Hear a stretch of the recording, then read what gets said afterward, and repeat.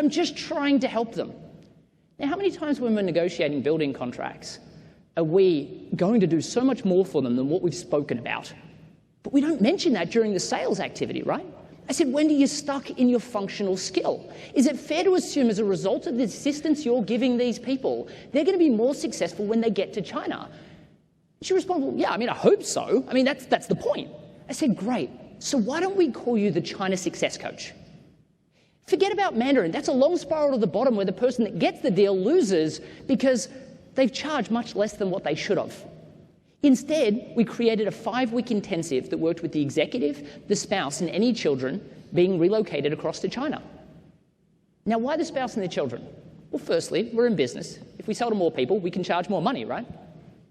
But secondly, think about it. You're an executive being relocated across to China. How terrifying is that? And what do you think the chances of you being successful are if your kids aren't being successful, if your family members aren't being successful? It's important that the entire family unit is successful when they get there. So we crafted this 5-week program, and I said, what do you think of this idea? And she said, well, I love the idea, but who am I going to sell it to? I said, well, who do you think your ideal client is? She said, well, obviously the executive.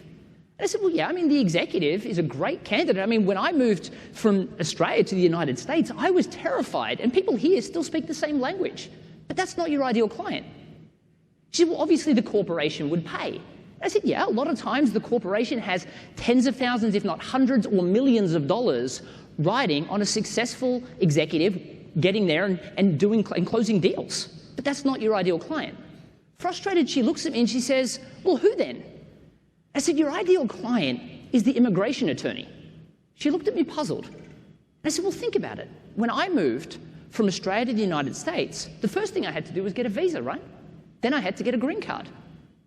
Every time I had to go through an immigration attorney. I said, that's your ideal client. For those that don't understand that marketplace at all, the immigration market is really, really different. I mean, they go out and they hustle to find clients, and they'd be lucky to charge $5,000 to $7,000 for doing a visa or a green card. But that's not profit. They've got to go through all the bureaucracy, all the paperwork, and all the costs of finding a client just to get to work with somebody. They'd be lucky to make $3,000 on completion of these visas and green cards. I said, so just go and offer them the opportunity that if they give you a successful applicant, you'll give them $3,000. So she started approaching immigration attorneys, and she started introducing the idea, and they thought it was amazing. They were like, double my profit? What have I got to say? And she said, all you've got to say is, congratulations, you've now got your visa. Now, I just want to double check. Are you as ready as possible to be relocated across to China? And they'd say, yeah, no, I think we're good. We've got our visa now, thank you. We're learning the language. Kids are getting pretty good at it too. We've organised our place over there. I think we're set. And they'd simply respond, there's actually a lot more to it than that. I think you need to speak to the China Success Coach.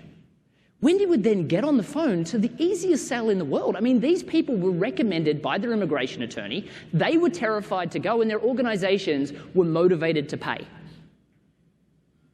And Wendy got to charge $30,000 for this. So to put that in perspective, instead of struggling every single day to charge $50 to $80 an hour, competing in a crowded marketplace, she got to make $27,000 after she paid the attorney for the easiest sale in the world. That's the power of a differentiated and unified message. See, so many people will look at the tactical things. If Wendy had to focus just on the tactics of learning how to sell more effectively, she would have already lost. Sure, I could have showed her some tactics to go out and be better at selling, but at the end of the day, she was still competing like for like against other people that were charging less than her.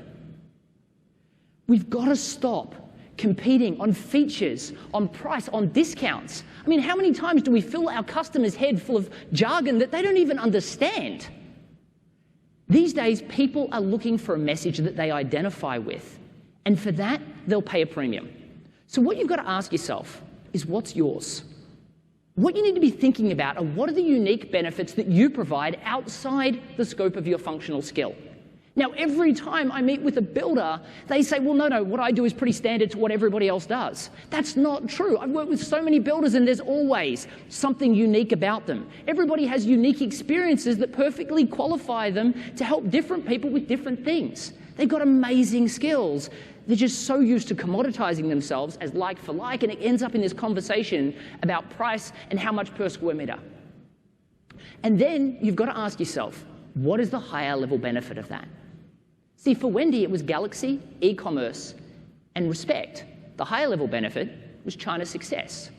For me, I'm a branding expert, I'm a sales strategist, I'm a social media expert, I'm a master in NLP, neuro-linguistic programming, I'm a business coach, I'm so many things. Nobody cares.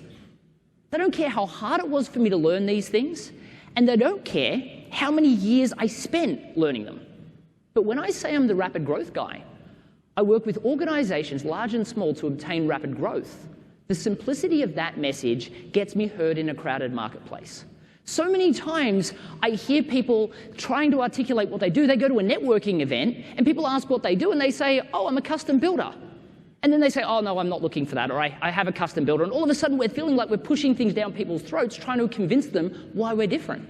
I go to a networking event and people ask me what I do. I say, I'm the rapid growth guy. People, I've never heard that before. And now I have an invitation from them to explain what it is exactly that I do.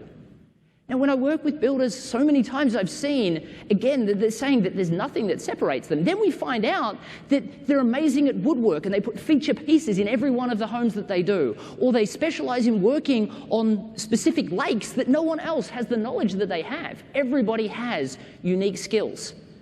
But generally, they focus on the things that everybody else does.